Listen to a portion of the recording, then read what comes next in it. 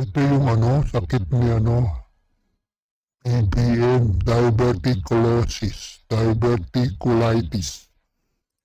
Tingnan natin. Naku diverticulitis. Normal colon large intensity. Naku, colon cancer to. Parehong sino ba yung Cory Aquino ba yung colon cancer na namatay? Puro colon, colon. Ito ka. Ito pala yung niya, sakit niya. Okay lang daw, stress daw. Talagang musical talaga, no? Upal talaga. Pang niya, may cancer niya, pag lumala yan, ako. Oh, by the age of 50, half people have diverticulitis. Health issue in which pocket? Diverticulitis can be painful. It often comes about quickly. May need to be treated with an antibiotic. Yan kasi siguro yan. Napapala sa cocaine addict, sabi ni Amy Marcos. Sabi ni Atty. Rowena Guanzon, ma-overdose din yan. Hintay na lang natin yan. 20% people have diverticulitis have recurrent flare-up. Symptom, abnormal, belly pain, cramping. Open on the lower left side. Fever, change habit, such as diarrhea. Diarrhea, yung pagpupo niya.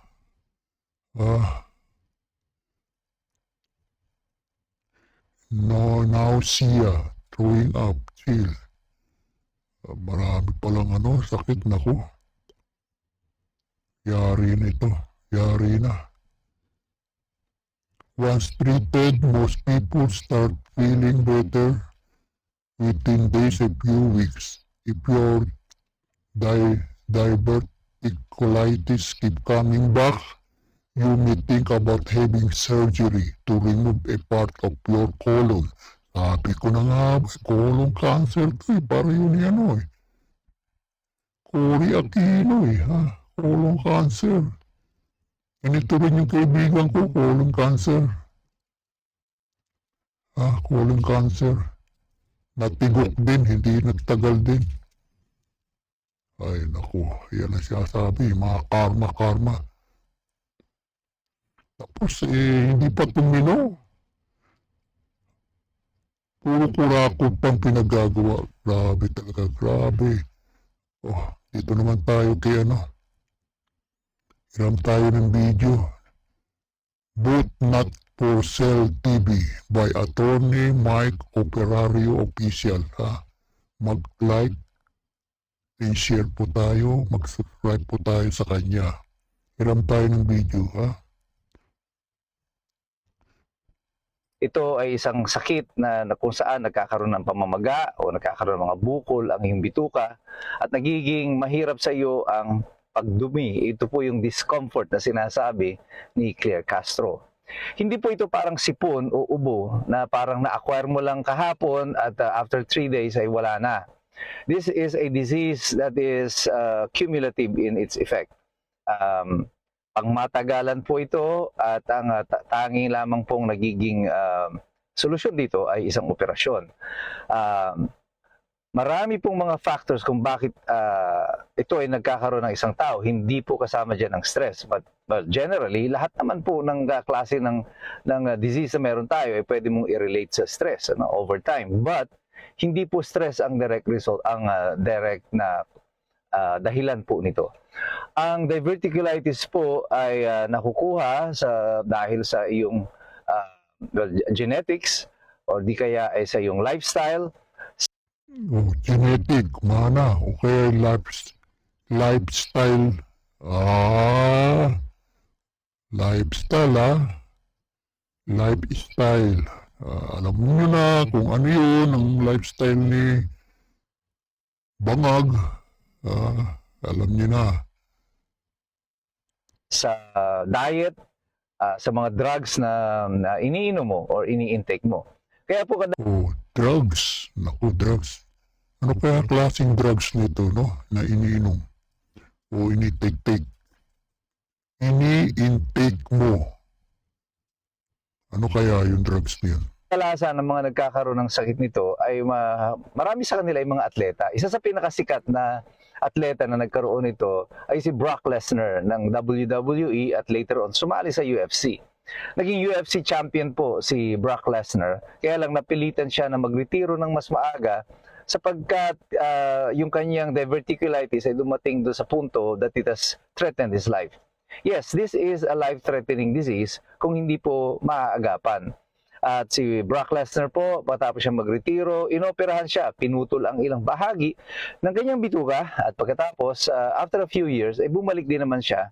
At pagkatapos nagretiro ulit dahil nga bumalik yung kondisyon niya doon sa kanyang diverticulitis. So itong sinasabi ni Claire Castro at saka ni BBM na parang okay lang siya, hindi na siya mamamatay. Well, kulang ang kanilang detalye. Because this disease na meron siya is not an ordinary disease. This Oh, kita nyo Hindi ordinary disease yan. Colon cancer na yan. Mapupunta na sa colon cancer. Kagaya ni Cory Aquino. Tapos hindi pa magpapatinutong si BBM. Puro kurakot. Wala pang nahuhuling mga wala pang nakakasuhan na kurakot sa gobyerno niya. Ay, naku. Hindi niya kaya kasuhan tong si ang baluslos Pag kinasuhan niya, ay naku, sigurado ituturo yung pinaka-mastermind. Kaya hindi niya makasuhan tong si ang baluslos si Romualdez. Hindi ordinary disease to. Dito nga namatay si si Cory Aquino colon. is a life-threatening disease if not properly treated. Ano nga ba ang tamang kondisyon niya? Nagsasabi ba sila ng totoo sa taong bayan kung ano ang meron siya? Ang importante dito ay yung implikasyon nitong pag-amin nila na meron siyang sakit, which could be life-threatening. Well, ang effect po nito ay lalong hihina ang liderato ni BBM sa maraming kadahilanan. Una, dahil sa huling mga survey, kitang-kita na patuloy ang pagsadsad ng popularidad ng Pangulo. Ang kanyang approval rating, trust rating, at overall performance rating ay lahat ay bagsak. It's in the negative. Ibig sabihin, mas maraming mga Pilipino ang ayaw na sa kanya. The popular base of the president is already gone. Maraming Pilipino, kitang-kita nyo naman, even his public appearances. Halos ayaw siyang lapitan o hawakan ng mga taong nasa kanyang paligid. Dahil dito, yung kanyang political stock ay na dapat nagmumula lamang doon sa mga taong naniniwala sa kanya ay wala na, is virtually gone and watered away. Ngayon, kung ako yung kandidato na i-endorso ni BBM, matatakot ako. Kasi baka ang pag-endorso ni BBM ay magiging kiss of death. Ito ang dahilan.